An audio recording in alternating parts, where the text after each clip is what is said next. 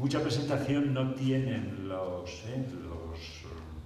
autores o los conferenciantes o los que van a iniciar esta charla, en el sentido de que no daría tiempo a presentar a los cuatro. Lo más importante sería un poco el papel que cumplen, ¿no? Si el primer día Roberto Montoya nos contaba lo suicida que era trabajar en la prensa alternativa como la primera experiencia de todas, aquella experiencia de un diario alternativo que fue Liberación, acabó con la ruina absoluta y el director, por ejemplo, uno de los directores de Liberación, tiene todavía embargada su pensión de vejez o su pensión para seguir pagando las deudas de Liberación. Los aquí presentes tienen el honor o la falta de prudencia de haberse metido en proyectos posteriores, por ejemplo con Diagonal o con Atlántica, Joan Cándamo, o con la prensa alternativa en general, Vicente Bernardo de Quirós, de meterse en esos proyectos suicidas, ¿no? Proyectos un poco a contracorriente. El mercado de la prensa de hoy, de la prensa empresa, se dicen que es una ruina. Entonces, esta especie de agentes de la ruina, esta especie de kamikazes que se lanzan a hacer prensa cuando el mercado aconseja justamente lo contrario, que la prensa va a ser una ruina, son nuestros invitados de hoy. Si el año pasado el aula popular García Roa dedicábamos las sesiones a la corrupción y yo decía que teníamos aquel privilegio de la princesa, aquella vieja princesa de la guerra de Troya que anunciaba la verdad pero nadie la creía, hoy un poco todos los presentes en la mesa tienen ese mismo privilegio, ¿no? Son agentes de la verdad, son gente que trabaja por la verdad, porque la verdad nos lleve a todos, y tienen esa maldición de los dioses, ¿no? De que el público prefiere las revistas del corazón, prefiere caminar por caminos de servidumbre. Entonces, sin más, paso la palabra primero de nuestros invitados de hoy, que es Vicente Bernardo de Quirós, y empezamos. Hola, buenas noches. Bueno, hablar de los medios de comunicación en Asturias como elemento distintivo con respecto a las demás zonas del territorio español es difícil porque no se puede descontextualizar de la situación nacional. Los medios de comunicación en Asturias no difieren nada en general de los medios de comunicación nacional por varios motivos. En primer lugar es porque los medios de comunicación en Asturias, los grandes medios de comunicación, los tres periódicos, no tienen capital asturiano mayoritariamente, son mayoritariamente capital foráneo. El Comercio pertenece al Grupo Vocento, que es del grupo de origen vasco e influenciado por el BBV. La Voz de Asturias perteneció al Grupo Z y ahora tiene capital de Mediapro, que es un grupo catalán asociado a Público. Y la Nueva España pertenece al Grupo MOL, Prensa Ibérica, que es un grupo también de capital balear y catalán. Con lo cual, la presencia del capital asturiano en los medios de comunicación asturianos son escasas, simplemente se limitan a un porcentaje menor en algunos de los periódicos de accionistas, de pequeños accionistas. Y entonces esa pertenencia, por decirlo de alguna forma, del capital de los medios de comunicación asturianos a un interés nacional hace que no se centren en los verdaderos problemas de Asturias y sobre todo que tengan los mismos vicios de desinformación y descontextualización de la noticia que tienen los grandes medios nacionales. Yo creo que en estos momentos la información de los periódicos no existe información y existe básicamente negocio. Lo digo por lo siguiente: evidentemente existe información, se dan noticias y las noticias se consumen, se leen y hablan de todo, pero realmente lo que no existe en estos momentos es una información contrastada, veraz, clara y que tenga una finalidad de información a la gente, sino que tiene otro objetivo distinto. Hoy por hoy la información es negocio. Los intereses de los grandes medios de comunicación son fundamentalmente hacer negocio, tener influencia política, poder político, y eso, querámoslo o no, obviamente trasciende a la información que se está consumiendo, que estamos consumiendo o que estamos creando los que en estos momentos somos gestores de la información, más que gestores de la información, los que transmitimos la información, porque los gestores de la información son otros. Además, estos grandes grupos, independientemente de la información periodística, tienen otros objetivos, otros negocios y básicamente planteamientos comunes con otras organizaciones, tanto sociales como políticas. Hoy un grupo de comunicación no se limita solo a los periódicos, sino que aparte de la televisión y de la radio, tiene influencias o tiene porcentajes accionariales en otros sectores, tanto el sector de la construcción como el sector marítimo, como cualquier otro sector, porque la información es poder, el negocio es poder, y de alguna forma esa correlación de informaciones y de intereses hace que la información fluya por un lado o por otro. Por ejemplo, en estos momentos, independientemente de las supuestas grandes tendencias que hay en los medios de comunicación, desde la derecha a la izquierda, desde La Razón al Público, al País, salvo en algunos casos públicos, en un tema como por ejemplo la reforma laboral, la uniformidad y la unidad de todos los periódicos, de todos los medios de comunicación a favor de la reforma laboral y en contra del mantenimiento de los derechos y de las conquistas sociales de los trabajadores ha sido absolutamente unánime. O bien ha sido de una forma grosera, como han sido los editoriales de los periódicos de la derecha, acusando a los sindicatos de todo lo habido por haber y criticando durísimamente cualquier mejora de las relaciones laborales, basándose en que hoy por hoy los sindicatos están trasnochados, hoy por hoy hay que hacer otras cosas, hoy por hoy las relaciones laborales tienen que ser distintas, más individuales, fuera de la negociación colectiva, etc. Es decir, haciendo que aquella frase famosa de Gerardo Díaz Ferrán, el expresidente de la patronal y presunto delincuente, que era que había que trabajar más para ganar menos, se pretenda ya como una realidad, que sea ya como una realidad, en el sentido de que hoy por hoy en gran parte de los medios de comunicación, los gerentes, a la hora de plantear alguna mejora o a la hora de negociar el convenio colectivo, se plantean siempre lo mismo. Las relaciones laborales han cambiado, las relaciones laborales son totalmente distintas. En estos momentos lo que interesa es que en época de crisis hay que trabajar más y hay que ganar menos, que es un poco la cantinela que no solamente en el sector de los medios de comunicación, sino en todos los sectores se viene planteando hasta el momento. Este planteamiento me viene a introducirme en otro aspecto de la realidad de los medios de comunicación, que es la precariedad laboral de los trabajadores, y después debido también a la concentración de medios. Cuando estamos hablando de que los medios de comunicación son un elemento que garantiza la libertad de expresión, dicho así sobre la marcha y sobre el papel parece muy interesante, parece muy constitucional y realmente no elogio. A mí me da la impresión, y yo, por lo que veo y un poco también por lo que puedo vislumbrar desde dentro y un poco por lo que me cuenta la gente de fuera, que también a veces tiene otra visión mucho más certera de la que podemos tener los profesionales desde este lado de la trinchera, de lo que está sucediendo en los medios de comunicación con la concentración de los medios, es que la libertad de expresión brilla por su ausencia la mayoría de las veces. Estamos en una sociedad en la que cada vez tenemos más medios de comunicación, supuestamente estamos más informados, pero cada vez tenemos menos información. La información es sesgada y sobre todo la información es muy partidista, muy parcial y en determinada dirección, solamente en una determinada dirección.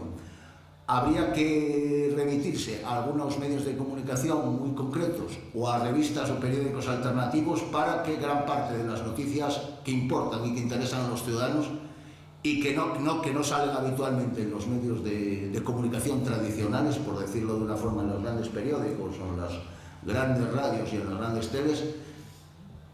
Esta información básicamente solamente puede ser conocida a través de esos canales o a través de Internet y las redes sociales. La concentración de medios, yo creo que más que un elemento que sirva para dotar de más recursos a cada uno de los medios, a los periódicos en las distintas localidades regionales o territoriales, más que eso, lo que ha supuesto ha sido un elemento de control, de mayor vigilancia ideológica sobre los trabajadores y básicamente de una unidirección en las informaciones que hace que gran parte de los ciudadanos puedan leer 3 o 4 periódicos, lean siempre lo mismo en los periódicos y realmente no conozcan ninguna arista distinta de la que puede dar una noticia. Hoy, hace años, existía una sola televisión, una sola radio y 2 o 3 periódicos. Y bueno, pues había las noticias que había y pues la información fluía de forma, podemos decir que normal, habitual. Hoy, con múltiples televisiones, gran número de radios y cada vez más periódicos, o al revés, cada vez más televisiones, cada vez menos periódicos y muchas radios, el nivel de información que tenemos los ciudadanos sigue siendo el mismo o peor. Existe un déficit de información y básicamente un déficit democrático, porque la información fluye poco, porque los grandes medios de comunicación, su concentración impide que buena parte de la información sea conocida, porque la información es negocio, porque los intereses publicitarios o negocios de los que se nutren económicamente los recursos de los medios de comunicación impiden que esa información fluya. Por ejemplo, ¿alguien conoce una información crítica del Corte Inglés, de Renault, de las grandes empresas que ponen publicidad de McDonald's? Nadie, realmente. La única vez que se escribió algo en contra del Corte Inglés fue un libro que Javier Cuartas publicó hace varios años y que el Corte Inglés compró todos los ejemplares para que no trascendiera. Eso es un ejemplo que podríamos considerar básico para analizar en qué momento nos encontramos en esta supuesta sobresaturación de medios de comunicación, pero que en el fondo lo que supone es que estamos dando menos información, existe un déficit democrático de la información y los ciudadanos conocen menos información de lo que deberían conocer a pesar de los medios, porque la mayoría de las veces la información o la ocupación de las cabeceras o de las diales o de las emisoras o de las cadenas de televisión por parte de los grandes grupos no tienen otro objeto que ocupar el espacio para evitar que la competencia lo pueda ocupar en un momento determinado, algunos sectores y tal. En este contexto de información escasa, de información sesgada y sobre todo de información controlada, se produce también un elemento que a mí me parece fundamental, que es la situación de precariedad laboral y de contractual que viven en estos momentos los profesionales de los medios de comunicación. Cada vez, posiblemente porque cada vez de las facultades de ciencias de la comunicación salen más licenciados, o quizá porque en estos momentos estamos viviendo en una tónica de que el tener unos estudios universitarios no tiene ninguna validez desde el punto de vista de la posible después salida profesional, hace que la situación de los profesionales de los medios de comunicación sea verdaderamente lamentable desde el punto de vista económico y profesional. Profesionales con sueldos mileuristas son hoy por hoy a lo mejor quizá cada vez más difíciles de encontrar, porque ya no son mileuristas, ya son 700euristas. Profesionales que tengan un sueldo digno, una categoría profesional digna y que vivan en un convenio colectivo que les permita dignamente poder cobrar y tener recursos para que su profesión puedan ejercerla dignamente, son cada vez menos. Y en cada vez más las condiciones laborales de los trabajadores, incluso los grandes medios con convenios, porque existen puertas traseras por las cuales las empresas suelen utilizar medios para que por ellas acceda personal con doble escala salarial o situaciones contractuales distintas, hacen muy difícil que una persona con un salario muy bajo, con unas condiciones de precariedad enormes, con jornadas interminables, con situaciones muy difíciles de solventar, que hagan un trabajo digno de investigación, de profesionalización y tal. De todas formas, tampoco les interesa a las empresas que lo hagan, ¿no? Y que hagan una información exhaustiva y rigurosa, porque lo que les interesa a las empresas es que la información vaya orientada hacia determinado lado de la arista de la información.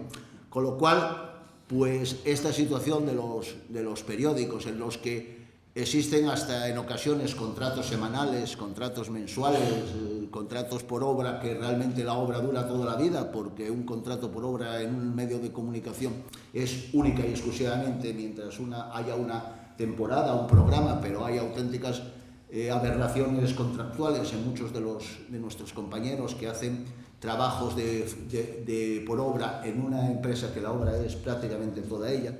Todas estas circunstancias hacen que merme la calidad del periodista y sobre todo que se creen situaciones no solamente ya de indefensión laboral y jurídica, sino también de desgana y de desmotivación ante la posibilidad de ejercer la profesión. Esta desgana y esta desmotivación obviamente hace que la calidad del periódico, de la radio, de la televisión en un momento determinado se resienta. Y evidentemente eso conlleva que la labor social del periodismo, que es el de dar a conocer y formar a la opinión pública para que conozca de primera mano toda la información, es decir, ser el garante de la línea del conocimiento por parte de los ciudadanos, se resienta claramente. Y entonces es otro elemento más que coadyuva a que la información sea una mera retórica y básicamente una línea en defensa únicamente de determinado elemento de funcionamiento por parte de los dueños de los medios de comunicación. Yo voy a ver si reduzco algo porque me parece que me estoy extendiendo bastante, y voy a hacer una cuestión muy breve, pero no me gustaría dejar en el tintero una cuestión que a mí me parece en este momento relevante, que es el reparto, la concesión de las licencias de radio y televisión, el sistema de concesión de licencias de radio y televisión que se ha producido en esta comunidad autónoma hace pocos años. La atomización de las televisiones y de las radios, tanto locales como regionales, hace 5 o 6 años, hacía que hubiera muchas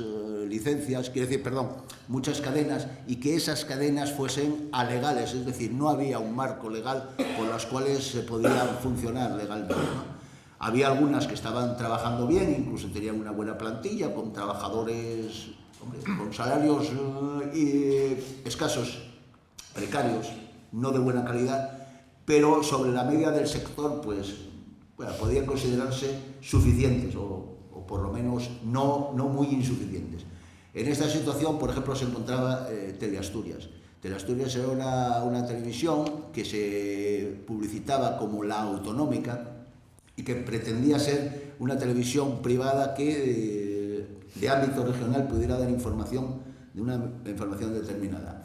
Esa televisión tenía 66 trabajadores en plantilla y, bueno, tenía posibilidades, había aspirado a tener una licencia regional para poder emitir en todo el territorio asturiano. En la concesión de licencias de televisión, tanto en Asturias como en Madrid, se ha producido un fenómeno curiosísimo, no porque sea extraño, sino porque, independientemente de la orientación ideológica de quien esté en el poder, siempre procura arrimar el ascua a su sardina. En Madrid fue muy criticado el hecho de que Esperanza Aguirre dejara tanto a Cadena SER como a otras emisoras más vinculadas a posiciones políticas distintas fuera del reparto de las licencias. En Asturias ha sido idéntico, prácticamente lo mismo, porque se ha dejado fuera Teleasturias, que era una emisora, es verdad, bien es verdad que vinculada a sectores de la derecha, pero es verdad que esto no era una cuestión distinta a lo que suele suceder en muchas de las televisiones y de las cadenas en todo el territorio nacional. Lo cierto es que en el reparto de licencias que concedió el gobierno asturiano solamente se concedió una licencia regional y varias licencias locales.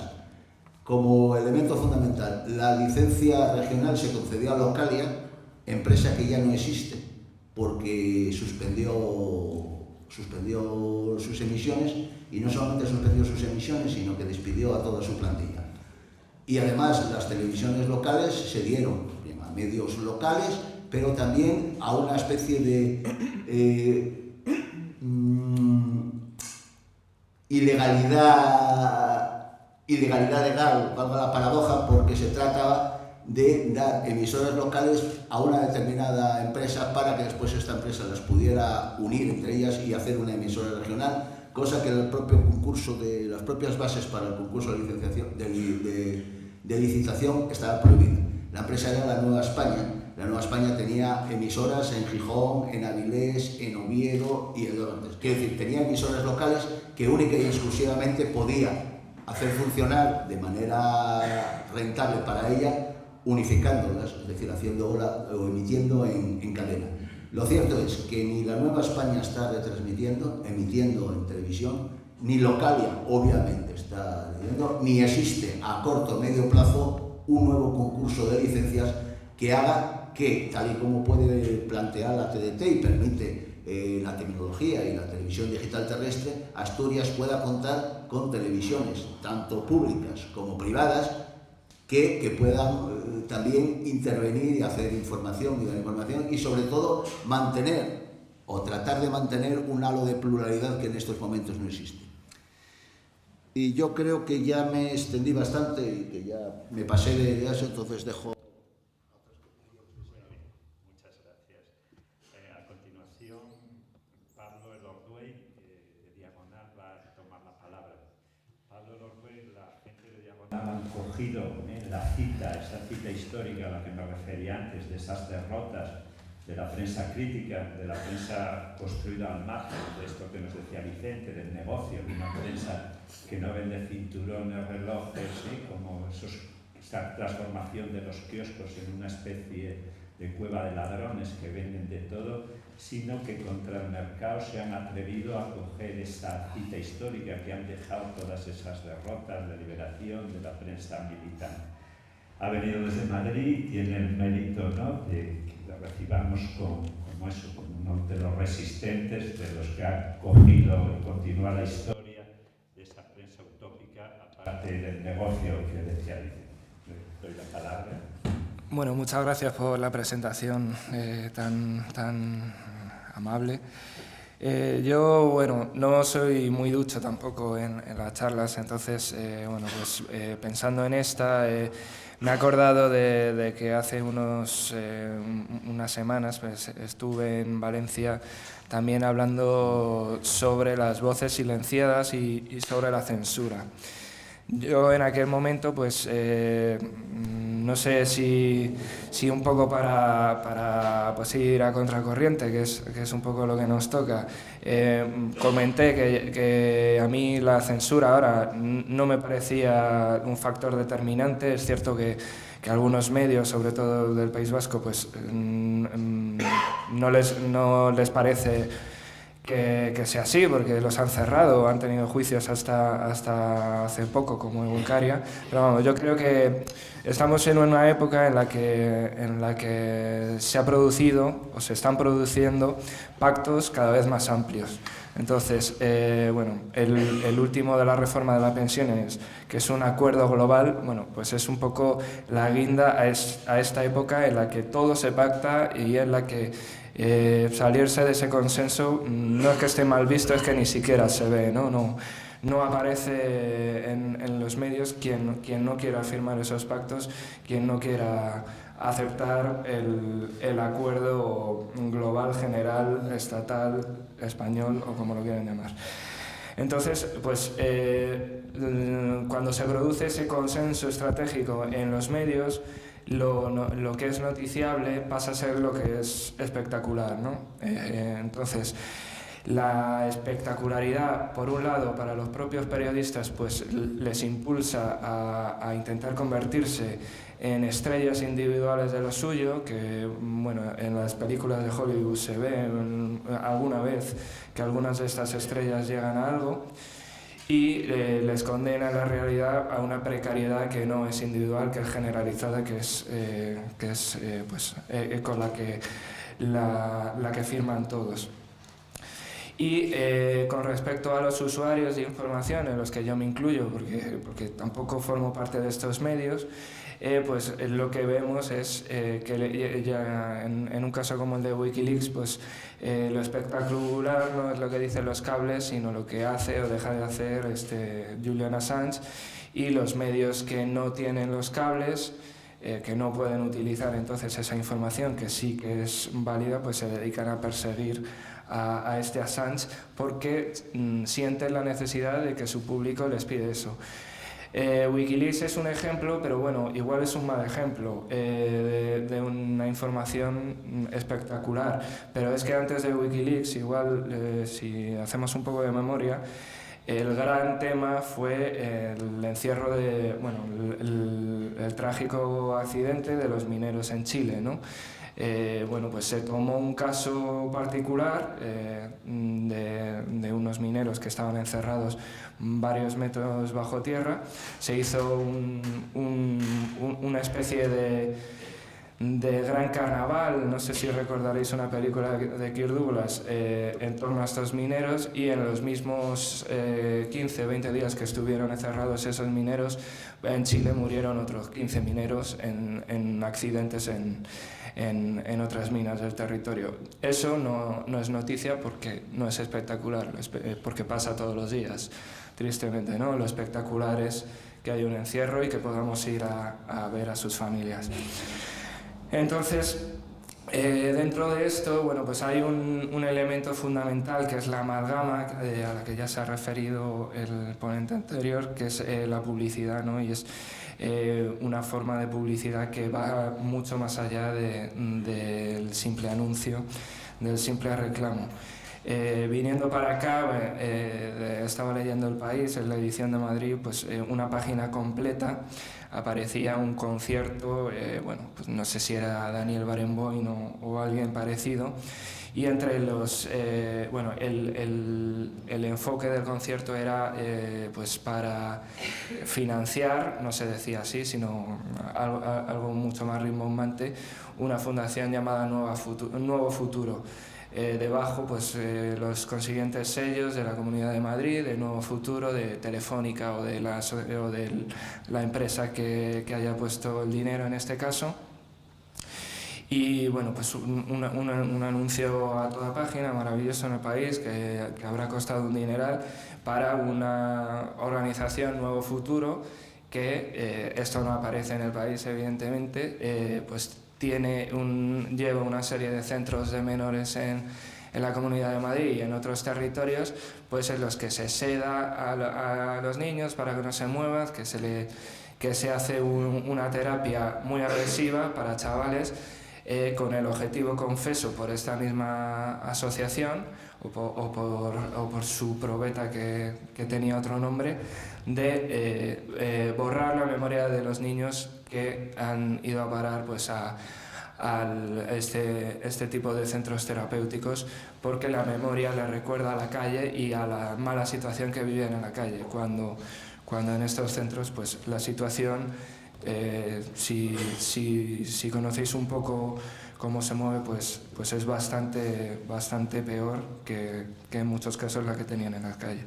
Entonces, bueno, pues esta publicidad, aparte, funciona como un soporte para que un medio consiga su objetivo real, que nunca es vender una cubertería, ¿no? Sino propiciar un cambio de poder o mantener su cuota de poder.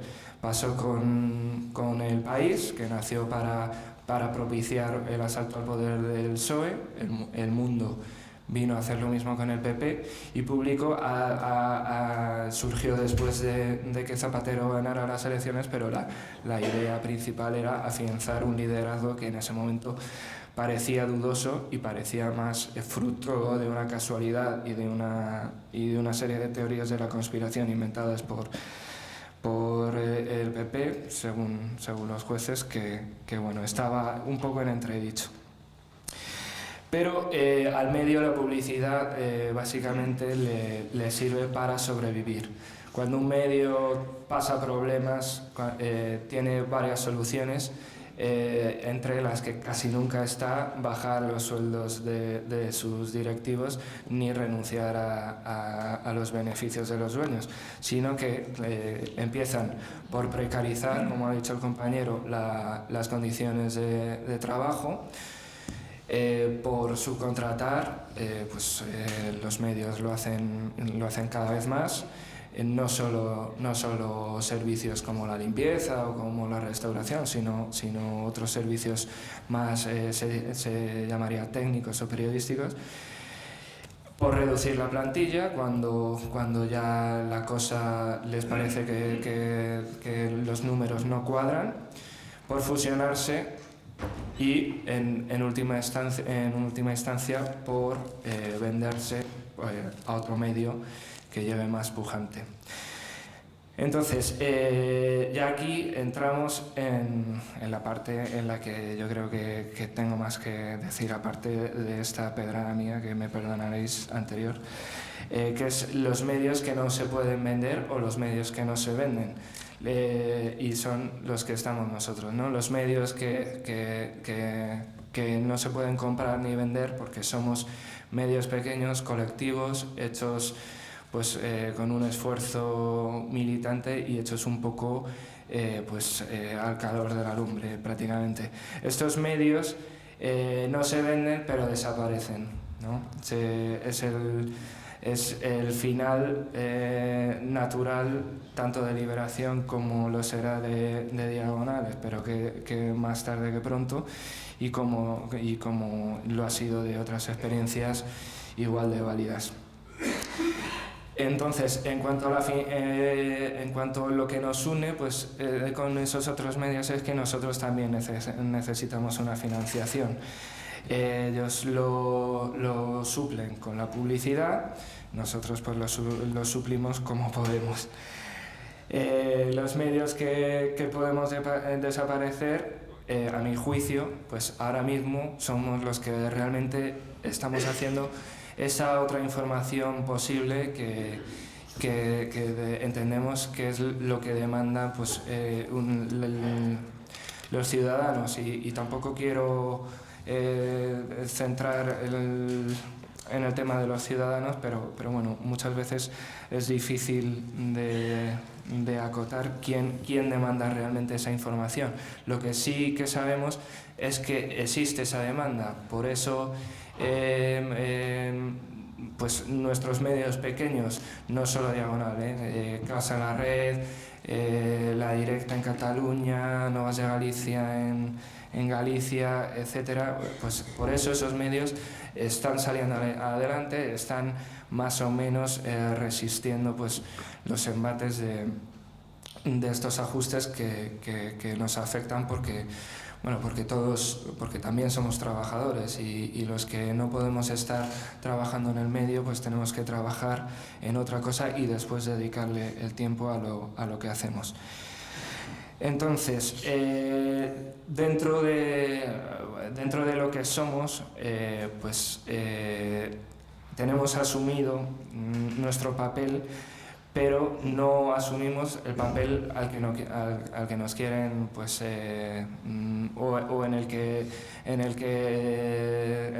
que se nos destina, ¿no? Que es lo que se ha llamado las 3 Ps, no me lo he inventado yo, que es que se pretende que estos medios sean pocos, pequeños y pobres. Esa básicamente es la forma de censura. Pocos y a ser posible poco relacionados entre sí, incluso como se conoce como en la izquierda, si están enfrentados ya es el ideal para que uno de estos medios no tenga repercusión. Pequeños por lo mismo, porque exige una labor militante, exige un trabajo que hace que mucha gente que quiera se tenga que desenganchar y mucha gente acabe quemada y se desenganche por ese lado. Y pobres, pues porque al no aceptar publicidad, al no aceptar las reglas de ese juego, nunca se va a crecer a un ritmo que nos permita dar ese salto a la espectacularidad o ese salto al mainstream, como se llama, al candelero, ¿no? Como se llamó en su momento. Contra eso, contra estas 3 P's, contra, digamos, ese espacio que tenemos reservado, que también es de donde venimos y tampoco creo que nos tenga que avergonzar ni verlo como un lastre para nada, Contra esto lo que podemos ofrecer y lo que yo creo que entronca con las primeras palabras de Guillermo, que hablaba de nuestra falta de prudencia, nuestra labor kamikaze, pues es la resistencia pura y dura, la voluntad de seguir y la voluntad pues de crecer en base a nuestros principios. No resistir por resistir, yo creo que las cosas tienen su ciclo, no tiene que haber miedo a que unos medios desaparezcan, a que otros surjan para tomar el relevo, pero sí creo que es importante que desde estos espacios se valore cuando está ese medio y también se facilite su trabajo y se respete en cierta forma pues que sus propias limitaciones o nuestras propias limitaciones hace pues que podamos cometer errores que esos otros medios tienen mucho mejor amarrados. Entonces el miedo, por otra parte, que yo creo que es lógico que exista, es a que esos medios se vendan, ¿no? Que como ha pasado ahora en Estados Unidos con un medio bastante simpático que se llama Huffington Post,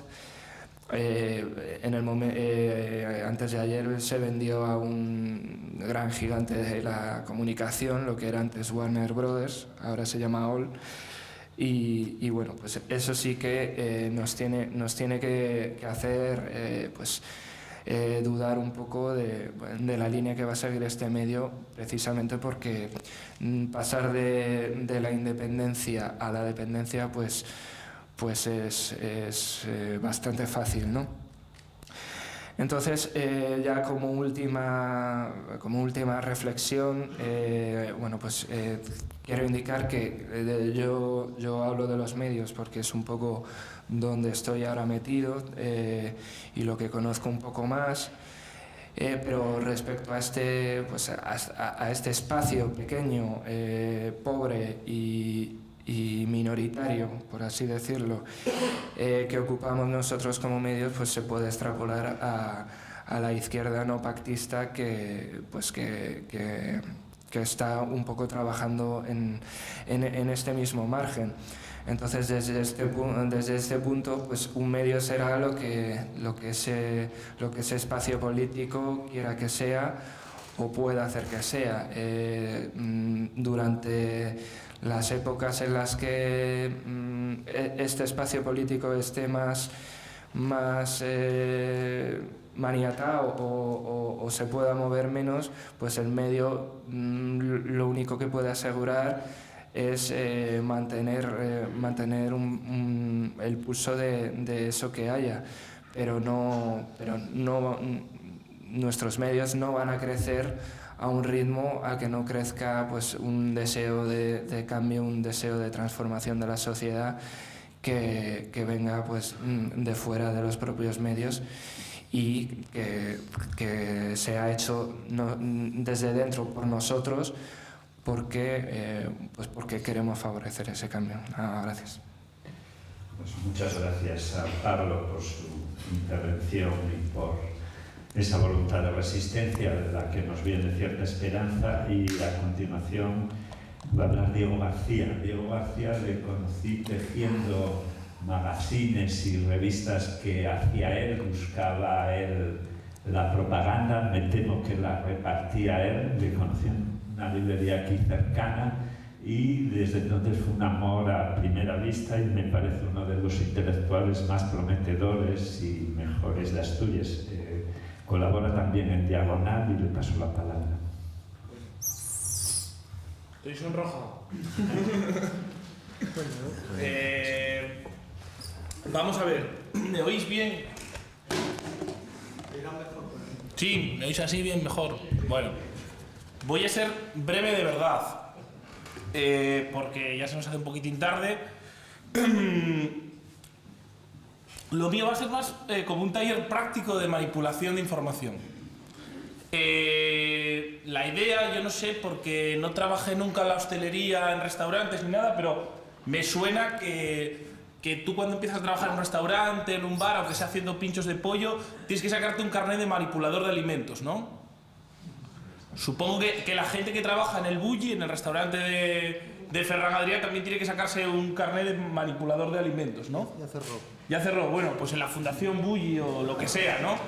Bueno, la cosa es o sea, mi idea es que eso, que tanto la gente que trabaja en una hamburguesería o haciendo pinchos de pollo y la gente que trabaja con los grandes chefs de 5 tenedores o 6, no sé cuántos es el máximo de tenedores, todos son manipuladores de alimentos. Pues nosotros somos, al fin y al cabo, todos manipuladores de información. Cuando digo manipular información, no me refiero en el sentido peyorativo, negativo del término, sino entiendo que toda la información se tiene que manipular. Es decir, nosotros ahora, si nos dan el CD de Lady Gaga, donde venían los cables de Wikileaks, y nos lo dan a nosotros, no nos enteramos de la fiesta, ¿no? Porque allí lo que nos encontraríamos es una información enorme, no tratada y tal, y lo que hacen los medios de comunicación es manipular, en el mejor sentido del término, esa información clandestina que había llegado bueno, pues a través de un marine, bueno, toda esa peripecia que conocéis, y tratar de hacerlo legible para la gente. Bueno, en ese proceso de manipulación tú puedes hacer cosas maravillosas o puedes hacer cosas espantosas. Lo que hacen los grandes medios de comunicación son cosas espantosas. Lo que tratamos nosotros de haciendo manipulación de información son cosas, pues eso, no creo que manipular la información en el mejor sentido del término para arrojar un poco de verdad a la gente y si podemos de paso provocar la indignación, pues mejor que mejor. Empiezo con... A ver... Lo que llevamos... Bueno, en primavera vamos a cumplir 2 años Diagonal Asturias, que somos la edición asturiana de Diagonal, de carácter trimestral y gratuito, y hemos dejado un montón por ahí a la entrada para que la cojáis y nos conozcáis, y a partir de ahora nos podéis también seguir en la web, porque hemos empezado ahora hace poco a actualizar la web. Es tratar, por un lado, de sacar en esta modestísima publicación noticias que no suelen salir en los medios de comunicación, los grandes medios de comunicación regionales, por ejemplo, mismamente los despidos del comercio, el medio en el que trabaja Vicente, pues eso, nosotros y Atlántica hemos sido de los pocos medios que nos hemos hecho eco de estos despidos, porque ya sabéis que hay como una norma de buena educación, de etiqueta entre los medios de comunicación, que es que no se habla de los problemas del vecino, ¿no? Entonces, bueno, por un lado eso, sacar cosas que no están saliendo en los medios de comunicación, noticias de los movimientos sociales, noticias de actividades como esta, en la que bueno, pues no, los grandes medios no se acercan por aquí, noticias, pues por ejemplo, como el caso de este chico pues muerto en prisión, de David Blanco, noticias que apenas han tenido ecos en los medios de comunicación regionales. Nosotros tratamos de amplificarlas en la medida de nuestras posibilidades en nuestro medio, pero también lo que hacemos es tratar de releer, o siguiendo con esto de Ferran Adrià, de construir noticias que salen en los medios de comunicación. Vamos a ver un momentín unas que me traje y ver cómo las tratamos en Diagonal. Y aquí me traje mi titular favorito de los últimos 20 años, que no sé si estáis un poco al tanto de la polémica, este lío que tenemos en Oviedo con Villa Magdalena, pero bueno, sabéis que quieren construir un aparcamiento subterráneo debajo del campo San Francisco para saldar unas deudas enormes del ayuntamiento. Pues bien, para la Nueva España, lo importante no es que haya unas deudas enormes del Ayuntamiento de Oviedo, lo importante no es que al hacer ese parking subterráneo pueda encargarse pues, un jardín histórico pues, que se remonta a la Fundación de Oviedo, sino que la calle Uría será peatonal. Ya os digo que es uno de mis titulares favoritos de los últimos 20 años, y creo que debería darse en las facultades de periodismo como ejemplo de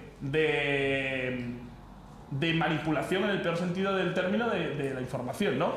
O sea, la calle Uría será peatonal es el argumento estrella, y debajo bueno, como de pasada, un gran parking bajo una calle peatonal saldrá la deuda de Villa Madalena. Es decir, fantástico, ¿no? O sea, bueno, sí, de pasada hay una cosa por ahí de unas deudas del ayuntamiento, pero lo importante es que qué bonita va a ser la ciudad ahora todo peatonalizado. Bueno, pues nosotros, no sé, se puede decir que tenemos un poco más de mala hostia o no sé, o sea, ¿esto os parece muy panfletario?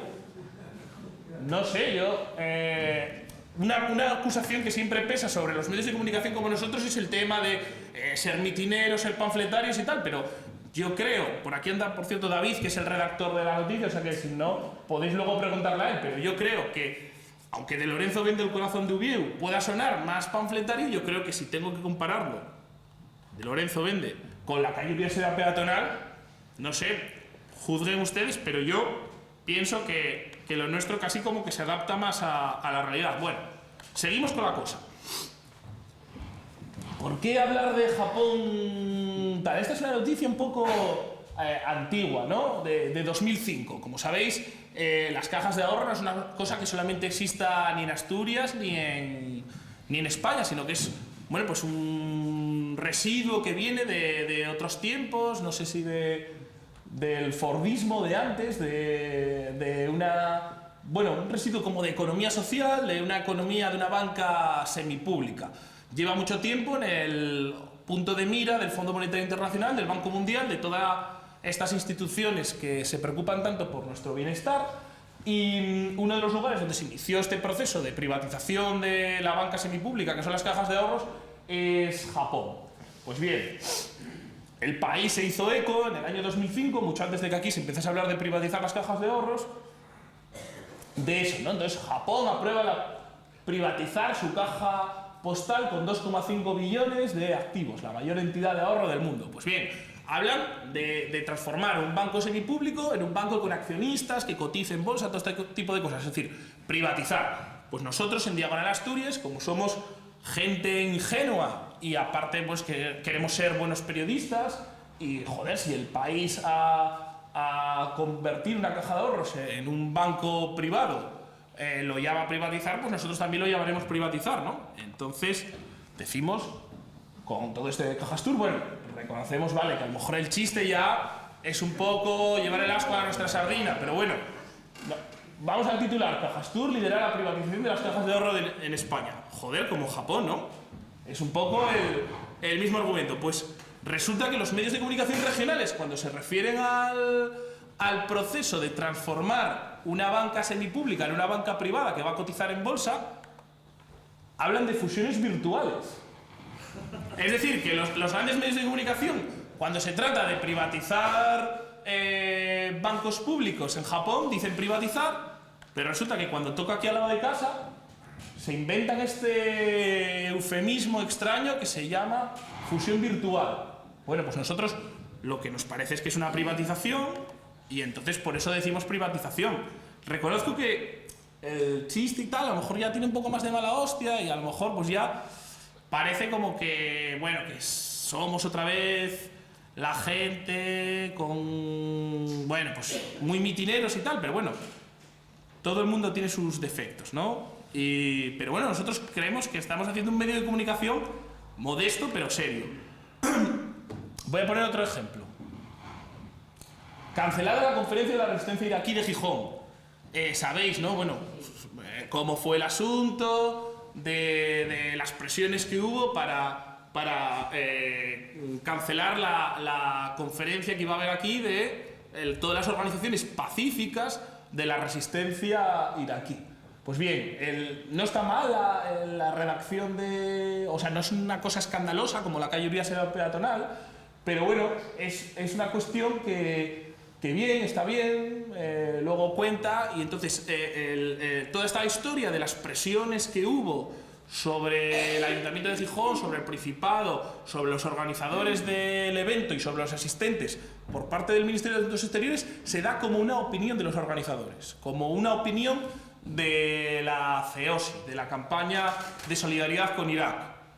O sea, no se incluye dentro del titular. Pues bien, nosotros lo que nos pareció es que no era solamente, es decir, que esas presiones no tienen que darse como una opinión de los organizadores. Bueno, anda por ahí Pedro, a lo mejor estoy metiéndome un poco en su terreno y tal, pero bueno, si no lo habláis con él.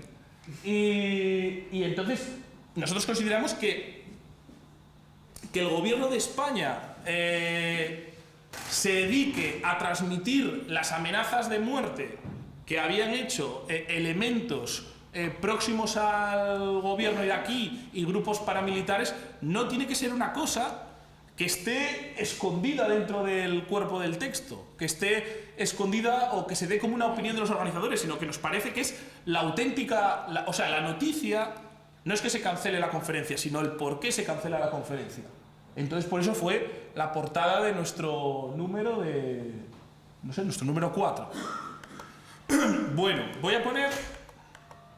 quería poner un ejemplo más, pero no sé dónde lo tengo. A ver. Pues me lo dejé por ahí, vaya. Bueno, me quería poner un ejemplo más, pero que era con el tema de la incineradora, pero bueno, lo dejamos aquí. Entonces, con esa idea de que nosotros tratamos, por un lado, de aportar temas que no están tratando los medios de comunicación regionales y, por otro lado, releer, y nosotros creemos que la relectura que estamos haciendo no... pues es una relectura seria e interesante. El medio está por ahí, necesitamos ayuda, todos estos medios son muy frágiles, lo comentaba antes Pablo, y pues la relación con, en la medida que no son productos más del mercado, sino que son, bueno, pues cosas muy frágiles que se hacen con mucho esfuerzo, con mucho trabajo militante, creemos que también un poco la relación que tienen que tener los usuarios de los medios tiene que ser también diferente. Es decir, que todos tenemos que, en la medida que esto nos interesa a todos tenemos que implicarnos de que estas cosas no desaparezcan, sigan para adelante y que no nos terminen embargando la pensión como le pasó al director de Liberación, ¿no? Bueno, pues nada, gracias. Nos falta todavía la última intervención y para cerrar esta mesa, después de esta sabrosa intervención de Diego, que es de Joan Cántamo, que es el director de Atlántica. De las habilidades de Joan Cántamo en la construcción de una revista, después de lo que les he explicado de mis previsiones tan pesimistas sobre la prensa, la posibilidad de una prensa alternativa, me convirtió en accionista de la revista Atlántica. Ya tenía asombro porque estaba absolutamente convencido de que duraría 2 números. Me siento orgullosísimo de que siga insuflando vida y que siga aguantando una revista que tira más de 1500 números, ¿verdad? Entonces se encierra la mesa y es un poco poner una nota de esperanza en este mundo tan sin esperanza, ¿no? Pues Joan, tienes. Gracias. Perdón por el retraso y por cante llegar con el móvil. Parece que lo fue por joder también. No sé. Sí. Además, tampoco puedo dar la disculpa del tráfico porque es mentira. No sé. Estaba como Dios el tráfico y la única culpa fue la mía por salir tarde, también por trabajar, de verdad. Yo voy a tratar, también por cumplir el tópico de ser breve, y tratar de huir de 2 de los cánceres de las izquierdas, del pesimismo y del victimismo, porque no los comparto, al margen de que me puedan parecer un error. Y tendré que hacer esfuerzos para ello porque la verdad es que yo soy una rara avis, también puede ser a lo mejor Vicente, soy un periodista vocacional. El otro día decía en una entrevista a la Nueva España a Benito, un excelente arquitecto de Polasero, además yo conozco mucho porque estudiamos juntos en Madrid, decía que en su gremio que había un 10% de arquitectos vocacionales, calculaba, pues igual en el periodismo también, pasa en todas las profesiones. Entonces, la verdad es ser un periodista vocacional y una verdadera desgracia, un horror. La siguiente que empezamos en este trabajo, en la transición, como Vicente y yo, vimos un retroceso, yo creo que alarmante, en la profesión periodística. Cualquier tiempo pasado no fue mejor, en general, ¿no? Pero en el periodismo sí, yo creo que sí. Probablemente porque vivimos una coyuntura histórica determinada.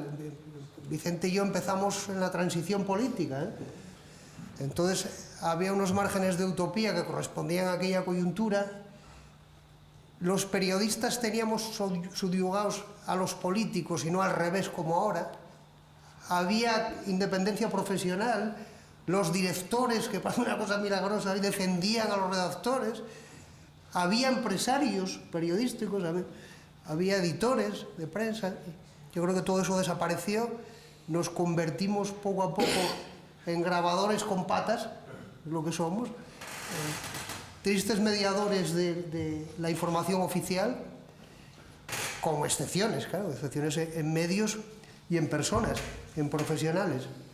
Yendo al grano, como de lo que se trataba hoy era de hablar de los medios asturianos, pues yo voy a cerrar las intervenciones de hoy centrándome en los medios en Asturias. No hay muchas diferencias, yo creo, entre la situación de los medios en Asturias o en el resto de España o en el resto de la Europa y de los países democráticos, entre comillas, democráticos. Yo creo que la información está en manos de traficantes. Os recomiendo este libro que quería acabar de leer antes de llegar aquí, no me dio tiempo, que se llama Traficantes de Información, de Pascual Serrano. Es un excelente diagnóstico a la situación de los medios en España, que completa el que en su día hizo Vázquez Montalbán desde la cárcel en los años 70, el informe sobre la información, y que luego completó el catedrático Enrique Bustamante en los 80. Es decir, la información se convirtió en una mercancía pura y dura. Las empresas gestionan medios de comunicación como pueden gestionar fábricas de chorizos. Muchos de ellos lo son. Y en el caso de Asturias, que tampoco es muy diferente al resto del Estado, también ha habido el mismo fenómeno que hubo en el capitalismo avanzado en los últimos años, un proceso de concentración de medios, de deslocalización y de globalización, hasta llegar al punto de que ni un solo medio de comunicación, de los grandes medios de comunicación en Asturias, está en manos asturianas. En la transición, y hasta hace no muchos años, en la transición llegó a haber 7 cabeceras, 7 periódicos en Asturias. Yo creo que los recuerdo todos. Llegó a estar El Noroeste, el Comercio en Gijón, La Nueva España, La Voz de Asturias, Asturias Diario Regional, que fue un intento de prensa progresista que duró un año, Región, y las 2 hojas del Lunes, además de la Voz de Avilés. Y la mayoría estaban en manos asturianas, pertenecían a empresas de capital asturiano y de intereses asturianos. Hoy en día no hay ni una sola. Sería muy largo hacer un repaso de cómo fue todo el proceso, entonces me voy a centrar en cuáles son las cabeceras, las empresas mediáticas más importantes hoy en Asturias y en manos de quién están, someramente. Vamos a empezar por La Nueva España, que es nuestra prisa, dicho sin bromas, porque creo que tiene más influencia social, política, La Nueva España en Asturias que el que puede tener el Grupo Prisa en el Estado español, que ya hay que decir. Pertenece a Prensa Ibérica, que es un conglomerado, sobre todo de prensa de periódicos regionales, en total 16. Prensa Ibérica también es propietario de 3 semanarios, entre otros, muchas empresas, una editorial, 6 televisiones locales, 4 radios, y participa en el negocio del cable, en Asturias en Telecable, y también en Galicia. En un fenómeno que es muy común a los medios y que indica también el grado de degradación al que llegaron, también sus contenidos, comparte publicidad con un competidor en una agencia de publicidad en Internet que es Z.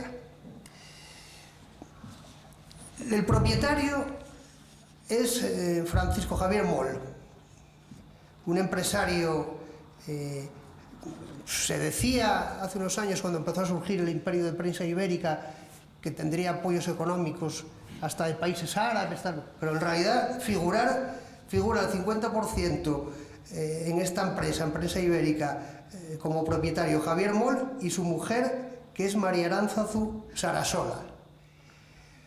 Esta mujer su mujer es hermana de Enrique Sarasola, al que recordaréis que es íntimo amigo de Felipe González, que murió hace unos años. Prensa Ibérica nació en el año 78. Sus primeras cabeceras estaban en Canarias. Pero su salto hasta convertirse en un imperio mediático en España lo dio en 1984 con la subasta de los medios de comunicación del Estado. Los medios de comunicación del Estado eran la antigua prensa del movimiento. La Nueva España surgió como un periódico del movimiento de las cenizas del Avance, que era el histórico órgano no del PSOE, sino del SOMA, en Asturias. El famoso Avance, que fue el altavoz de la Revolución del 34, periódico histórico digno de reconocer y no de enterrar, como hacemos también con la Revolución, porque estaba dirigido además por un excelente y combativo periodista, un mito que se llamaba Javier Bueno. La Nueva España, cuyo nombre ya es muy indicativo, heredó las cenizas, la maquinaria del Avance y empezó a editar tras la Guerra Civil.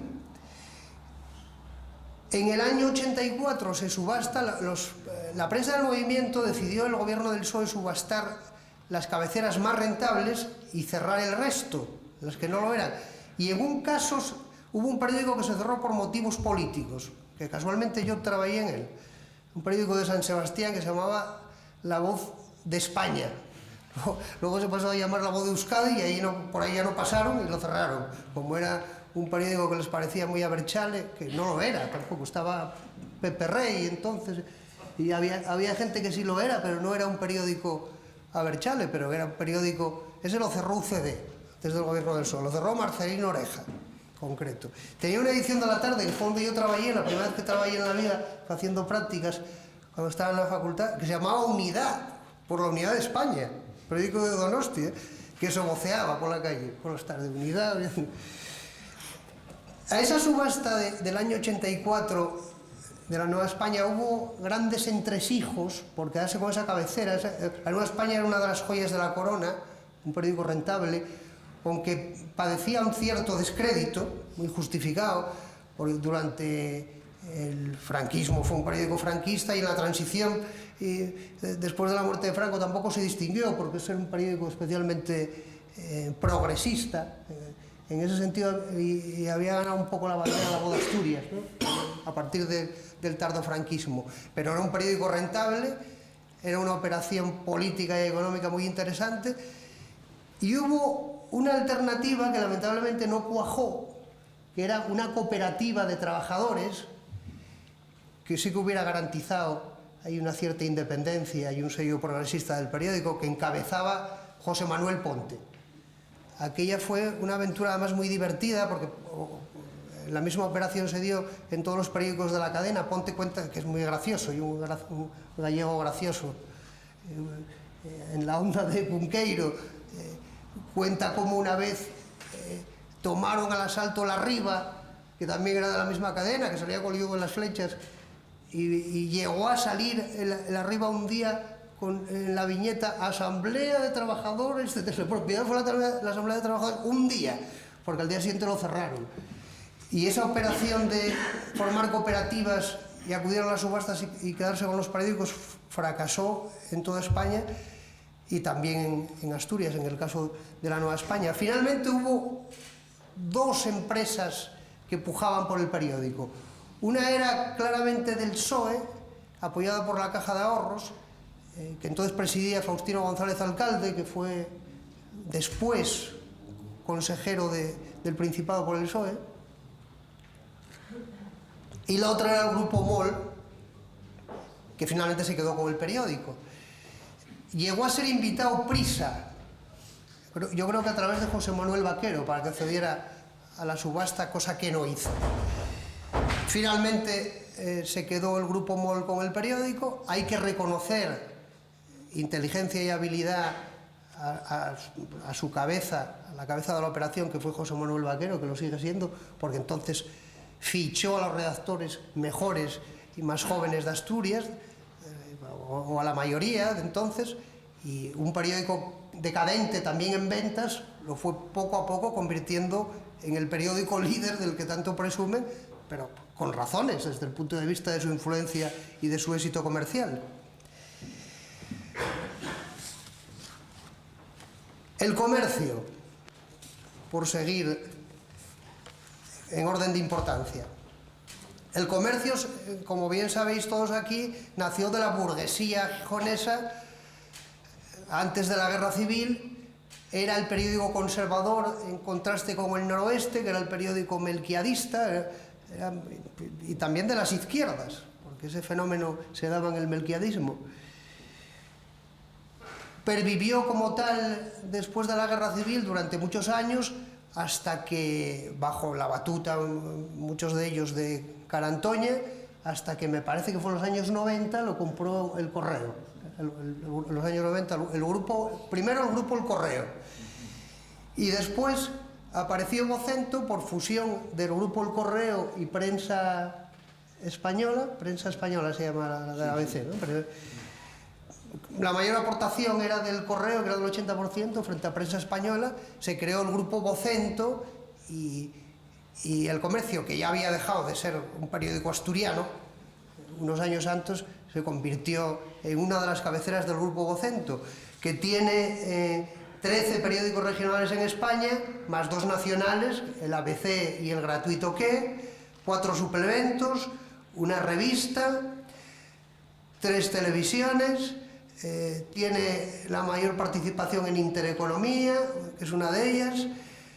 Tiene una emisora de radio que es Punto Radio. Tiene negocios en Internet y empresas. Y también tiene inversiones en Argentina. El Grupo Correo es el representante genuino de la oligarquía vasca.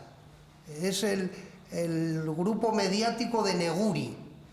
Neguri, yo creo que el primero que usó ese término para definir la oligarquía vasca por el barrio donde viven, en la Ría de Bilbao, fue Gregorio Morán, yo creo, en los españoles que dejaron de serlo, y es un término que describe con exactitud ese mundo, ¿no? Que ya no es tal, porque Neguri son unas ruinas y la oligarquía vasca no es la misma, sigue siendo igual de poderosa, desde luego, y adinerada, pero ya no es Neguri. Esa fusión que dio origen a Vocento, desde luego no trajo nada bueno tampoco para el comercio, como supongo, como llegó un poco tarde, no sé si lo explicó Vicente antes, la situación ahora del comercio y del cierre, las consecuencias de esa colonización informativa, porque el término es realmente eso, o sea, la inexistencia de un solo medio de propiedad asturiana lleva a que no se defiendan los intereses regionales y a que desde el punto de vista laboral pase lo que pasó ahora con el comercio en aras a una de las cabeceras del grupo, que precisamente es la que tiene más influencia política, el ABC, y la que más dinero pierde. Y por último, La Voz de Asturias, entre los periódicos. La Voz de Asturias tiene ciertas similitudes con el comercio, nació de la burguesía obetense, también a principios del siglo XX, me parece que fue en los años 20, el 23. El empresario más significado entre sus fundadores fue Tartiere, o sea, es una empresa muy coraballona, puede compararse en ese sentido su papel en Oviedo, el que tenía el comercio en Gijón. Después de la Guerra Civil cayó en manos de un empresario gallego que soportamos Vicente y yo en el mismo periódico, que se llamaba Amado de Lema, aunque todo el mundo lo llamaba Malvado de Lema, y hacía honor a su nombre. Un hombre desde el punto de vista laboral absolutamente despótico, pero que es algo también muy habitual en los medios de comunicación, pero que desde el punto de vista informativo tenía una cara amable, esa cara amable que tenía el periódico en los últimos años del franquismo, un cierto toque liberal que luego no supo aprovechar. Y recientemente, hace aproximadamente un año, después de pasar por el Grupo Z, por otra multinacional, porque ya son multinacionales, estos grupos mediáticos también tienen negocios en el extranjero, después de pasar unos años sin que lo supiera aprovechar, desde luego, varios directores y con gestiones un tanto erráticas en manos del Grupo Z, hace aproximadamente un año o menos, lo vendió a Mediapro. Mediapro es un enorme holding, sobre todo audiovisual, vinculado al zapaterismo, no de Zapata, sino de Rodríguez Zapatero, que ahora mismo tiene 5 grandes empresas de postproducción y 120 salas, 6 televisiones, entre ellas La Sexta, Gol Televisión, Real Madrid Televisión y Barça Televisión. El dinero no tiene ni fronteras ni equipos de fútbol. Luego tiene en prensa escrita el diario Público, que es una operación también para intentar emular al país en relación a lo que supuso ese periódico con el felipismo con el presidente Zapatero, aunque ellos lo nieguen. Y La Voz de Asturias, que entró en Mediapro en una curiosa jugada, que yo creo que aquí solo contamos en Atlántica, la revista que dirijo. Sí, porque como dice Diego, como no tenemos tapujos, tampoco hacemos caso a ese lema horroroso de perro no come perro, que impide a los medios hablar de los medios. La jugada más o menos consistió en lo siguiente. La televisión autonómica compra los derechos de retransmisiones deportivas de Fórmula 1 y del fútbol a La Sexta, o sea, a Mediapro, por una cantidad que nunca se hizo pública, pero que se dice que es de 12 millones de euros en 4 años, una operación absurda, porque esas retransmisiones se dan en abierto en La Sexta, y curiosamente, a la vez, Mediapro compra La Voz de Asturias, tras negociaciones entre su dueño, Jaume Roures, un extrotskista, es militante de la Liga Comunista Revolucionaria durante el franquismo, tuvo 2 años preso. La Voz de Asturias, coincidiendo con esa compra de la TPA, de los derechos deportivos de La Sexta, es comprada por Mediapro, y el jefe de informativos, aunque no se llame así exactamente el cargo, de la TPA, un periodista absolutamente vinculado al PSOE, que además trabajó en el gobierno, en el Principado antes de llegar a la TPA, pasa a ser el director de La Voz de Asturias. Es decir, todo parece una jugada a 3 bandas de billar de intereses puramente políticos, no empresariales y mucho menos informativos, que es de temer que acabe con el cierre de La Voz de Asturias. Tal parece que ahí hay una operación para utilizar a La Voz de Asturias, que basta leerlo todos los días, para apoyar al PSOE, sobre todo de cara a las elecciones autonómicas, y después de las elecciones autonómicas ya veremos lo que pasa, porque además esa jugada se saldó antes de la llegada de Mediapro con el despido de casi la mitad de los redactores del periódico. Me parece que eran 36 y eran casi el 50%.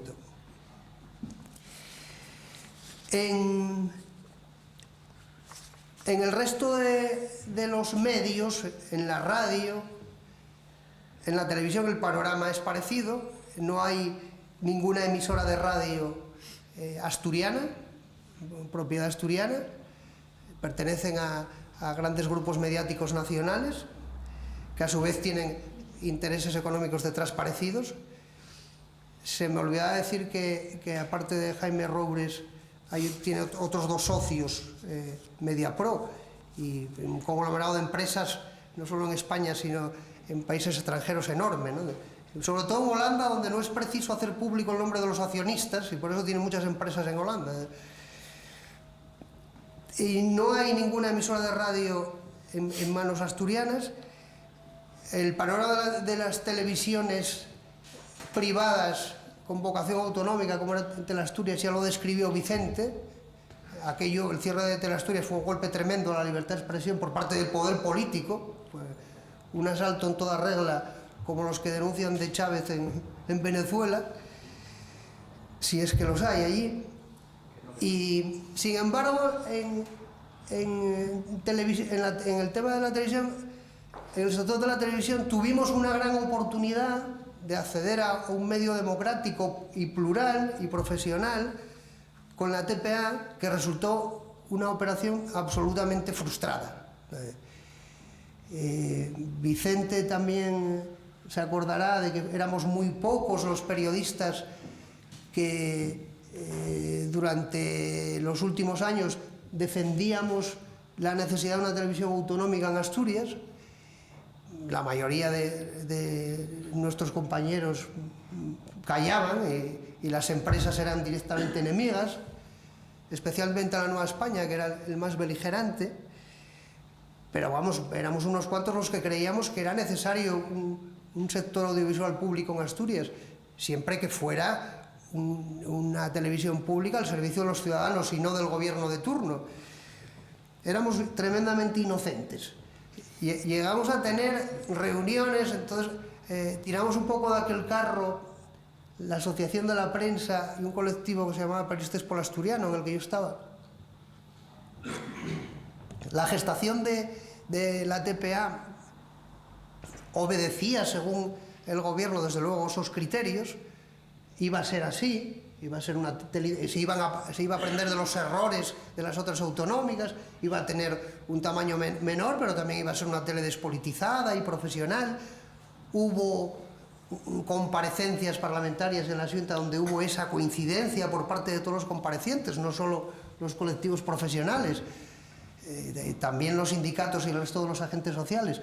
Llegó a haber una reunión con el presidente Areces en la que yo recuerdo que yo insistía especialmente y llevaba un poco la iniciativa en este tema, en que la clave era el Consejo de Administración, que todo lo demás casi era marginal. O sea, la clave eran los dueños, quienes se sentaban en el Consejo de Administración, y que para garantizar esa televisión pública al servicio de los ciudadanos, independiente, profesional, era necesario que no tuviesen mayoría en el Consejo de Administración los partidos políticos, que no podía estar secuestrada por la partitocracia. Esa era la lección clave, no solo en los medios de comunicación públicos, sino en muchísimos organismos e instituciones públicos que están secuestrados por la partitocracia, provocando un problema democrático gravísimo, como puede pasar en el Consejo del Poder Judicial. Y en el caso de las televisiones es obvio.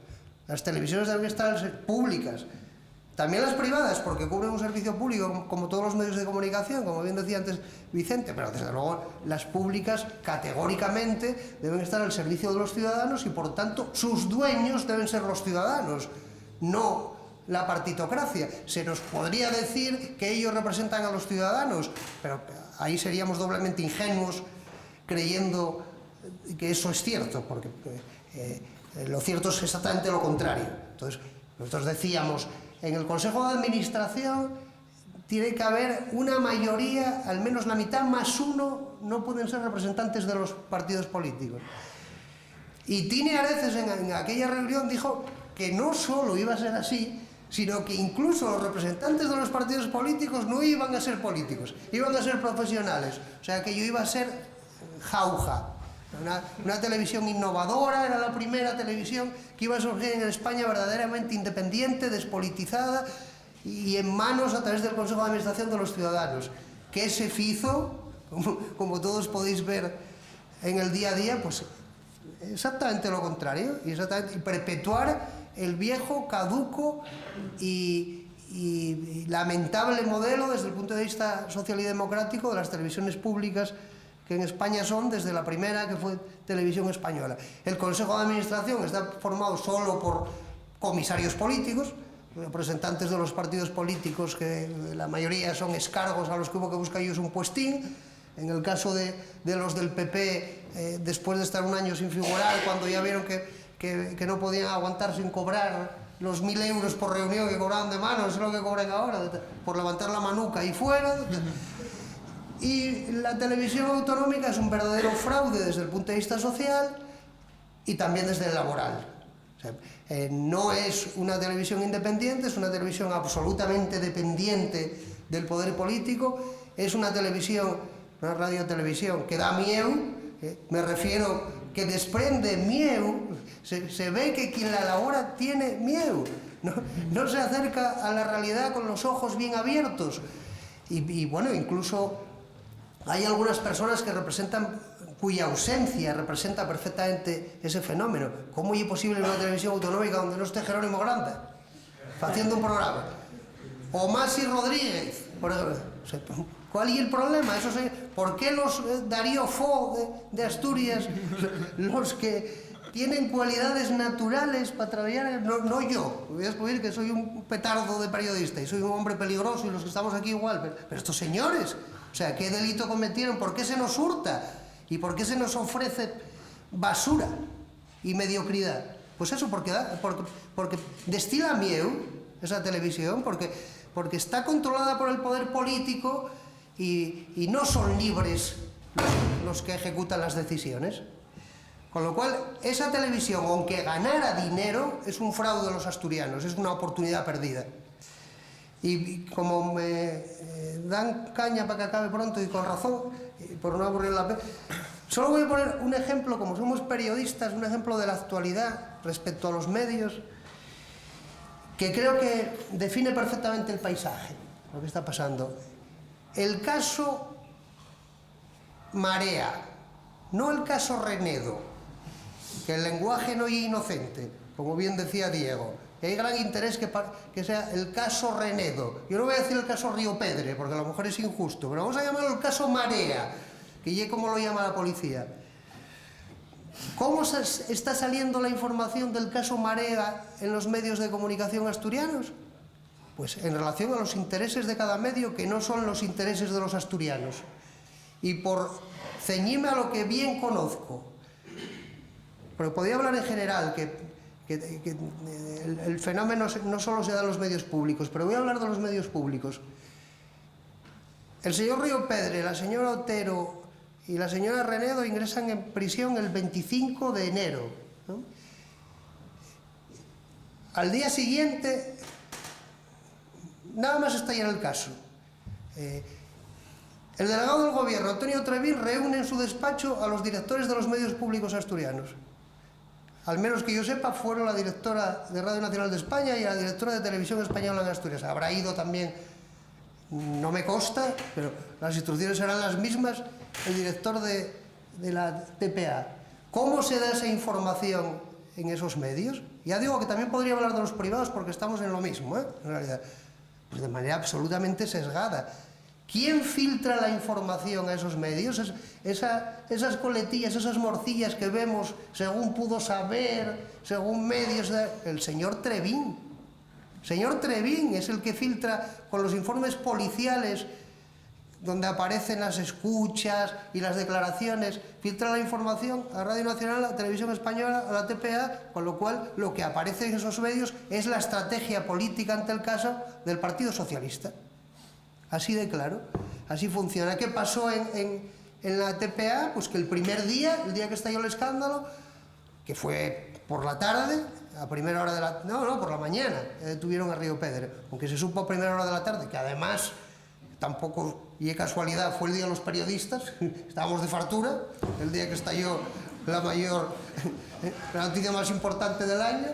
Ese día, en la TPA, se levantó a última hora la noticia en el informativo gordo, y en las 9, ¿no?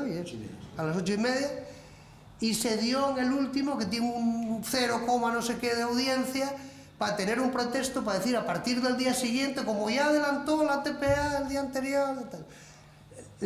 En Televisión Española yo fui fulminantemente apartado de esa información, ya desde el primer día. Salía a las 8, correspondíame por turno de oficio, porque entraba esa hora. Y alguien se equivocó y llamó a casa, oye, vete corriendo, pero luego a media hora dijeron, no, falla. Lo de chupachús, lo dijeron, lo de chupachús. Y Radio Nacional, pues los tengo al lado, más de lo mismo. Es un simple ejemplo de cómo funcionan los medios, en este caso, ante una información absolutamente relevante. ¿Y cómo se elabora esa información? Pues la elaboran exclusivamente una cúspide, un núcleo de periodistas afines, que en muchos casos no ejercen labores de información, sino más bien de contrainformación, a través de los conductos oficiales que dan la información que le interesa al poder y no a los ciudadanos. Pero ya para acabar, decía que no quiero caer en el pesimismo, porque no hay razones para ello, ni en el victimismo. Y en el victimismo porque no somos inocentes los periodistas, ni somos inocentes los ciudadanos. Hay una sociedad democrática avanzada si hay ciudadanos críticos. Y hay un periodismo de calidad si hay periodistas dignos. Y nosotros, desde luego, no nos distinguimos por nuestra dignidad, hablando en plural, desde hace muchísimo tiempo. Pero, sin embargo, cuando ofrecemos productos de calidad, independientes, críticos, hay una masa que responde, crítica también, que responde a ellos. O sea, el ejemplo de Atlántica es excelente, efectivamente. Yo era más confiado, pero ninguno de los 16 locos que nos metimos a fundar esta revista, creo, poniendo dinero en nuestro bolsillo, creíamos que podía esto tirar más de 7, 8... Gregorio Morán, que para eso lleva un gurú, siempre decía, no llegas al quinto, tal, ya hablaremos con el quinto y tal. Bueno, sin tener una empresa detrás, no hay empresarios al día de hoy, sin tener un comercial de publicidad, sin depender de la publicidad, llevamos 12 números, nunca fallamos en el kiosco y salen hasta descuentes. Cosa que es milagroso y se paga la gente. O sea, podría incluso funcionar desde el punto de vista comercial, mercantil, mucho mejor esa empresa y además hacer más cosas en medios de comunicación. Y hay que dar ese salto. Yo en eso no estoy muy de acuerdo con el pesimismo que destilabas tú. Se está dando ya, se están dando pasos de la prensa underground puramente voluntarista, o los medios underground puramente voluntaristas, a medios de calidad hechos al margen de los grandes intereses de las grandes empresas. Y bueno, en Asturias tenemos a Diagonal y tenemos a Atlántica, que espero que además la sigáis apoyando, a ver si llegamos a 1000 suscriptores, que ya tenemos 600, y desde luego nosotros no tenemos en el horizonte ninguna nube negra, sino al revés, y creo que ese es el camino a seguir. O sea, en este libro, Pascual Serrano indica claramente, después de diseccionar bien los medios y sus propiedades en España, que es obvio que los periodistas ya no tenemos empresas. Las tuvimos alguna vez. Había empresas que... esa mujer que era la editora del Washington Post, que defendió a sus periodistas en el caso Watergate, eso desapareció. Ya no hay empresas que nos puedan soportar a los periodistas que queremos serlo. Entonces, a partir de ahora, si los periodistas queremos seguir ejerciendo nuestro trabajo, tendremos que buscarnos alternativas y fundar nuestros propios medios. Y desde luego nosotros estamos en ese camino y pensamos seguir mientras nos duren las fuerzas que van a durar. Muchas gracias.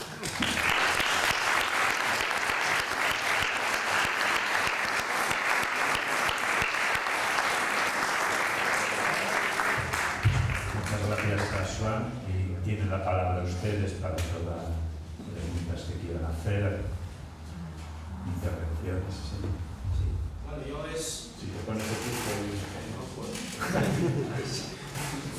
hablar con todos. Es un medio reflexión y medio pregunta.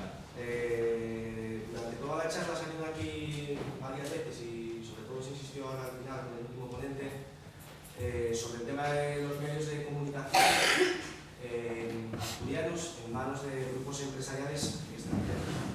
A lo mejor es una percepción mía equivocada de lo que a veces he querido transmitir, y es como que si hubiera un grupo empresarial asturiano fuerte que controlase algún medio de comunicación, la situación de estos medios aquí en Asturias cambiaría y el tratamiento de la información sería diferente. Eso fue lo que me pareció entender a mí. Entonces yo pregunto si vosotros realmente creéis que con un medio de comunicación de capital asturiano sería diferente el tratamiento de la información y la información que se viese aquí en Asturias. Porque desde mi punto de vista el problema no es que la Nueva España sea un grupo catalán o el Comercio sea un grupo vasco. El problema es que esos grupos que poseen esos periódicos, bien sean de otra comunidad autónoma, de otro país o de aquí, lo que persiguen es un interés económico, un rédito económico, y tratar la información de una determinada manera de que no se informe a la ciudadanía, independientemente de que el capital sea asturiano o de otro sitio. Vamos a dar más palabras, que tenemos poco tiempo y las podemos utilizar. Un par de opiniones, creo que se me oye bien, ¿no? Sí. Tengo de levantarme, me da... Un par de opiniones y un par de preguntas. Primero, en la democracia de cartón piedra que vivimos, creo, digo también porque lo hemos discutido alguna vez seguramente en otros foros, Joan y yo creo que los partidos políticos cada vez cumplen menos el papel de legitimación del actual sistema, que no es más que el beneficio de unas pocas empresas privadas. En ese sentido, los partidos que realmente existen para la ciudadanía son, bueno, pues intermediarios bien pagados, eso sí, que hacen sus negocios. No hay más que ver con Juan Felipe González y José María Aznar cuando se jubilan, ¿no? A la empresa privada y a ganar su espacio.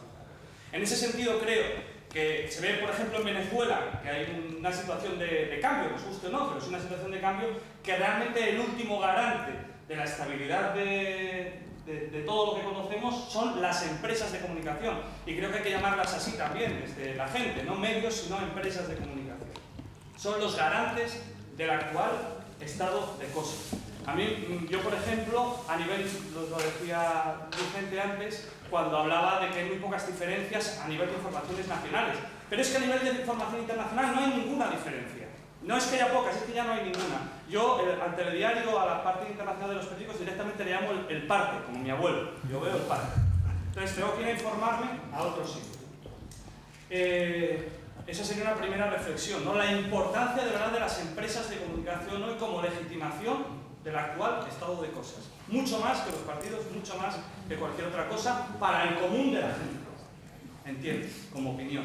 Preguntas. Yo pasé brevemente como asalariado de medios de comunicación convencionales, empresas de comunicación.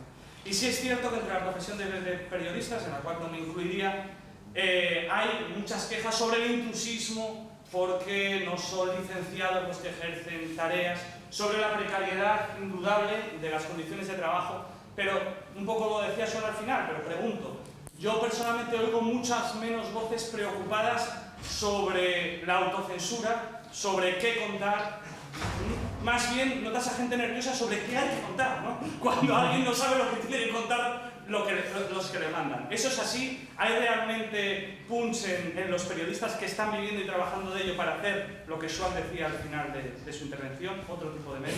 Esa sería una pregunta. Y por último, también aprovechándome de vuestra condición de todos los que estáis en la mesa, ¿no? Yo diría, a la vez de ciudadanos comprometidos y a la vez de periodistas, muchas veces, la gente de izquierdas, yo diría que es gente perspicaz, muchas veces, sabe esto que cuento de los medios, que son, bueno, pues no son más que las empresas de comunicación, no son más que el escudo de defensa del enemigo, en muchísimas ocasiones. Saben esto, pero ¿cómo nos relacionamos la ciudadanía crítica a la izquierda con esas empresas de comunicación? Porque son debates que realmente existen entre los colectivos, entre los grupos. ¿Cuál es vuestra opinión? ¿Intentamos presionarlas para que digan la verdad y se abran al debate ciudadano realmente existentes? Si es así, ¿cómo lo hacemos? ¿Pasamos de ella, decimos que son del enemigo y simplemente ni pan ni agua y solo leemos Diagonal y Atlántica 22? ¿Qué hacemos? ¿Qué hacemos?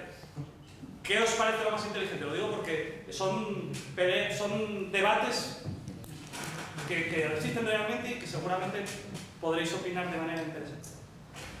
Una intervención más, paso a la mesa. Oye, una pregunta, como sois profesionales, Juan Serrano, en el libro que acabas de decir tú, presenta las empresas de comunicación en quiebra técnica. Pero están todas en quiebra técnica, la que menos debe 3.000 millones de euros. ¿Cuál creéis vosotros que será el futuro de estos medios? Es lo que pregunto. Vicente, vamos. Empezamos así o intervenís. Yo puedo hacer algunas cosas y después otras las dejo a los demás compañeros. Yo coincido básicamente con quien dijo que no tiene nada que ver que las empresas sean asturianas, vascas o catalanas.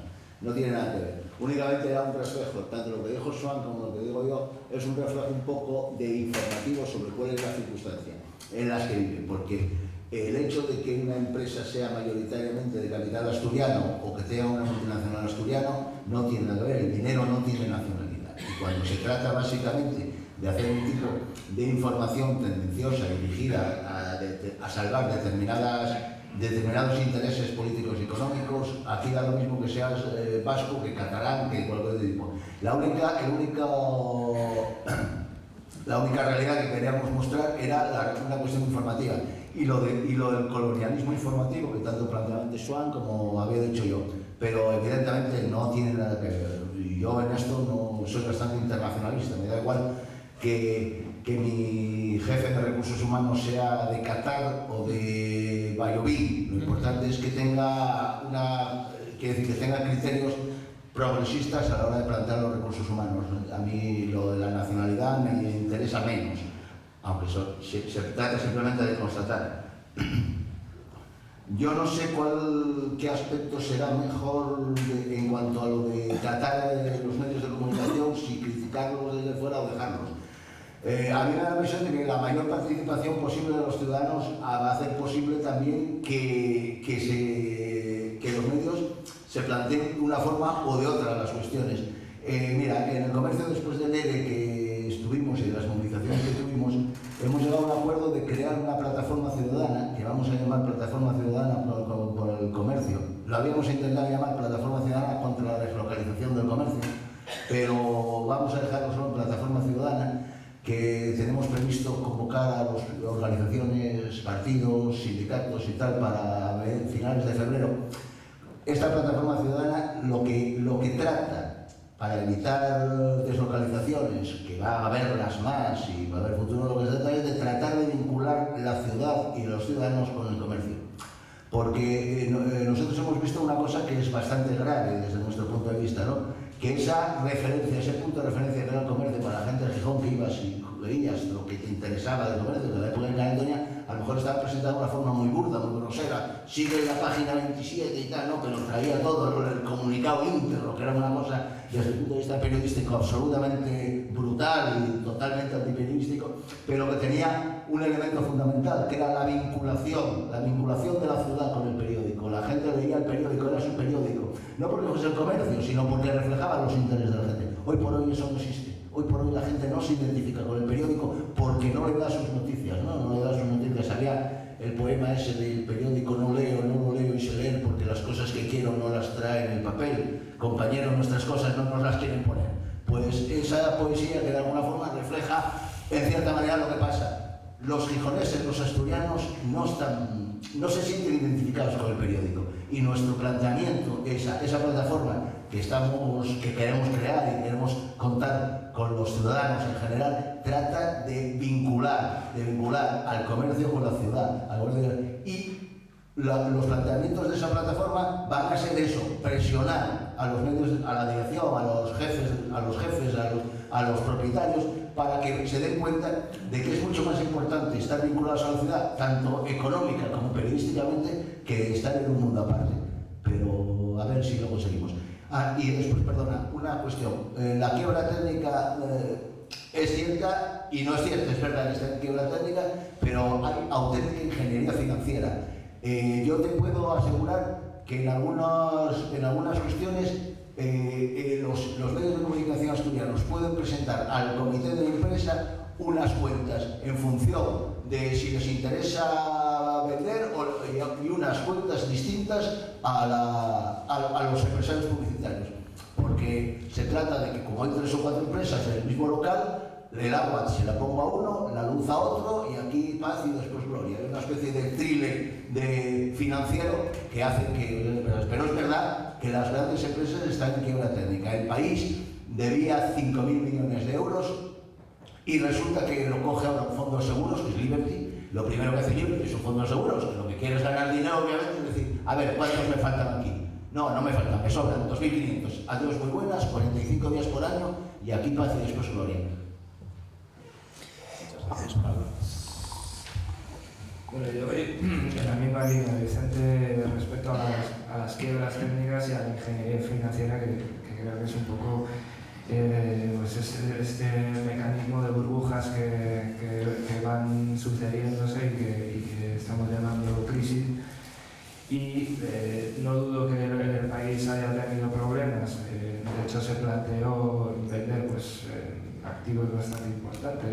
Santillana y otros medios, pero en ningún momento se plantea vender el país, y esto es muy claro porque el país es su forma de interceder en la política y bueno, en todos los demás aspectos. Por tanto, estas quiebras yo creo que a corto plazo no amenazan ni desaparición de medios ni nada parecido. En cuanto a cómo nos relacionamos nosotros con los medios, también tiene una respuesta cliché, que es cómo se relacionan los medios con nosotros, ¿no? Que es un poco por donde iba Vicente. Cuando dejamos de ver que se está dando voz a los ciudadanos y se está tirando más de tópicos, de noticias de espectáculo y de reportajes a todo color en el país semanal, pues hay cierto desapego que yo creo que nosotros como trabajadores de medios y como ciudadanos pues notamos por una especie de vacío en torno a un medio que ya ha pasado un poco que ha apartado un poco lo que tiene que ver con la gente para coger lo que tiene más que ver con ese espectáculo. Entonces, nuestra responsabilidad pues, es leerlo críticamente. Yo no voy a dejar de leerlos porque aparte de que hay profesionales que siguen haciendo un trabajo muy bueno, creo que aunque sea en parte, una visión crítica no hace mal, ¿no? Cuanto más la conozcamos, también más nos aprendemos sus trucos y sus trampas. A ver, rápido. En lo del capital estoy de acuerdo contigo, no sé si tú... Sí, y con Vicente, el capital no tiene patria, pero bueno, todo es matizable, nada es blanco ni negro. O sea, tan verdad y eso como que, por ejemplo, si el comercio tuviese una empresa asturiana no pasaría lo que pasa. Así de claro. O por ejemplo, yo recuerdo cuando presentaron la compra de la boda Vilés en el mismo paquete que el comercio, el grupo Correo, yo pregunté a Gastaca, que era entonces el director del comercio, oiga, ¿y ustedes que son de un grupo vasco, ahora estaba en plena efervescencia uno de los conflictos del sector de la siderurgia entre Euskadi y Asturias, ¿ustedes cómo van a tratar esta información? Ustedes que son cabeceras, pilló un rebote tremendo, salió del paso una contestación de político y luego fuera de micrófono me echó una bronca, sintiéndose poco menos que ofendido. O sea, claro, esas cosas pasan. Sí que convendría, por ejemplo, Atlántica, yo estaría encantado que llegase un editor asturiano detrás, que hubiese un empresario de verdad, alguien que supiese gestionar esto y le diese un marchamo puramente empresarial. Vamos, yo creo además que hay que competir con sus mismas armas. No hay que hacerse un usurero ni un explotador, pero hay que tener empresas potentes que podamos competir con ellos. Respecto al tema de los periodistas, yo creo que pasa en todos los gremios. Yo creo que hay una pérdida general de valores y igual que hay filólogos que odian a las lenguas, que los tenemos en Asturias, por ejemplo, pues también hay periodistas que desprecian la información. Yo la verdad es que asisto estupefacto a ese espectáculo, ¿no? Porque en el periodismo en los últimos años se perdió no ya el espíritu crítico, que yo creo que ya intrínseco a un periodista, es que se perdió la curiosidad. O sea, yo parezco un hombre exótico y hay uno que me llama sobaco ilustrado porque ando con 4 periódicos todos los días, porque hay muchos periodistas que no les interesa la información, que trabajan en una redacción como pueden trabajar en un banco. Yo creo que se equivocaron, porque en un banco tendrían más posibilidades de ligar pasta, que yo creo que es lo que quieren, ¿no? Y entonces, bueno, por ahí vamos mal. Yo creo que ahora mismo somos todos redactores, redactamos generalmente el dictado, pero el periodista hay un bien escaso ya. Pero te digo que no creo que tampoco haya muchas diferencias con los otros gremios, porque creo que eso pasa en todos lados. Y sobre cómo se debe relacionar la izquierda y de los movimientos sociales con los medios de comunicación, pues yo creo que con sentido del humor. Es decir, lo que no se puede es tener ese victimismo y creer que van a por ti, porque también hay medios y medios, y hay periodistas y periodistas. En ese sentido creo que Rivi, al que conoces muy bien, es modélico. Nunca verás a Rivi enfadarse con un periodista, aunque lo ninguneen y lo aíslen desde el punto de vista mediático, ¿no? Respecto a las quiebras, estuvo estos días aquí, estuvimos Vicente y yo con él un par de jornadas, que fue una visita memorable. Teodulfo Lagunero, que supongo que lo conocéis la mayoría, es un millonario comunista, un filántropo, que va a sacar ahora en su última aventura a sus 84 años, y además está mal físicamente, estuvo dando una conferencia que se intercalaba con grandes voces por una lumbalgia el otro día, a sus 84 años va a sacar, porque es el máximo accionista y pone una cantidad alta de dinero, un periódico diario de izquierdas que sale el 1 de abril, lo cual a mí me parece una locura, está el premura, pero que se va a llamar La Voz de la Calle. No es su primera aventura mediática, porque este hombre ya financió La Calle, por ejemplo, aquella revista como La Transición y tal. Pero él me contaba, haciendo números, porque parte de presupuestos económicos realistas, que va a pagar muy poco a los redactores, 1.100 euros para empezar, y si va bien paga más, y por supuesto no va a haber directivos, ni ese organigrama que hay en los grandes medios. Pero sobre el tema de las quiebras de los medios, él ya es catedrático de Derecho Mercantil, y de eso sabe. Decía que antes de tirarse a esta piscina, que anduvo viendo todos los balances, y experto en balances, todos los balances de los grandes medios, los periódicos en concreto, las cabeceras, y dice que es mentira, que no hay ninguno que tenga quiebra técnica. Dice que el único que pierde pasta y la razón. Los demás tienen ingeniería financiera, artilugios contables, lo que ganan por un sitio, pierden por otro. El Grupo Prensa Ibérica, por ejemplo, tiene grandes negocios inmobiliarios. O sea, Prensa Ibérica llegó a cerrar un periódico en Granada, La Opinión de Granada, recientemente por un pelotazo inmobiliario, porque tenía que desalojarlos de la segunda planta de un inmueble de 4 para vender el inmueble. O sea, y es verdad que hay una crisis, bueno, que afecta a los medios como afecta a todos los sectores, pero creo que es mentira el tema de la quiebra técnica, ¿no? Yo, por concluir ya, estoy totalmente de acuerdo con lo que comentabas, ¿no? De la reflexión que hacías. A mí el origen del lugar del empresario me importa muy poco. Ojalá, puestos a hacer ciencia ficción, Le Monde Diplomatique comprase la Nueva España o El Manifesto. No tendría ningún... o cualquier otro medio asturiano, o sea, no tendría ningún problema. O sea, no creo que por ejemplo, eso, tenemos el caso con el comercio, ¿no? El correo. Que el correo sea un medio en Bilbao que nos gustaría, ¿no? Si fuésemos bilbaínos, ¿no? Y luego con lo último, el qué hacer, ¿no? Con los medios, yo creo que hay que dar un poco a todo, ¿no? O sea, por un lado tenemos que seguir apoyando los medios de comunicación.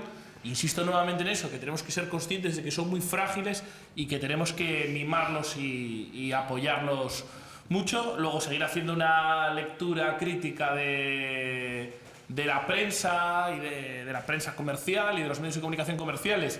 Y una cosa que yo creo que es importante, aun sabiendo que muchas veces no nos van a sacar a los movimientos sociales, creo que hay que seguir dándoles la tabarra, ¿no? O sea, yo no veo ninguna futuro en el autoaislarnos de los medios de comunicación comerciales. Yo creo que hay que seguir dándoles la tabarra. La mayor parte de las veces no nos van a sacar, pero alguna vez sonará la flauta, y es básicamente lo que lee y lo que escucha y lo que ve la gente. Y luego, por otro lado, al margen de que construyamos medios de comunicación propios, medios de comunicación comunitarios, alternativos, creo que hay que seguir dando la tabarra por la democratización de los medios de comunicación que son públicos. O sea, no podemos seguir permitiendo que se siga privatizando la TPA mediante este sistema de subcontratas, que solamente empeora la calidad de la información y las condiciones de los trabajadores, y hay que seguir luchando porque ese medio público sea realmente responda realmente a intereses ciudadanos, a intereses sociales. Y luego, una última cosa, que es también el que los medios de comunicación alternativos nos coordinemos, ¿no? Que muchas veces estamos haciendo la guerra cada uno por nuestro lado y bueno, también deberíamos buscar sinergias y buscar coordinaciones, igual que los medios de comunicación comerciales lo hacen, ¿no?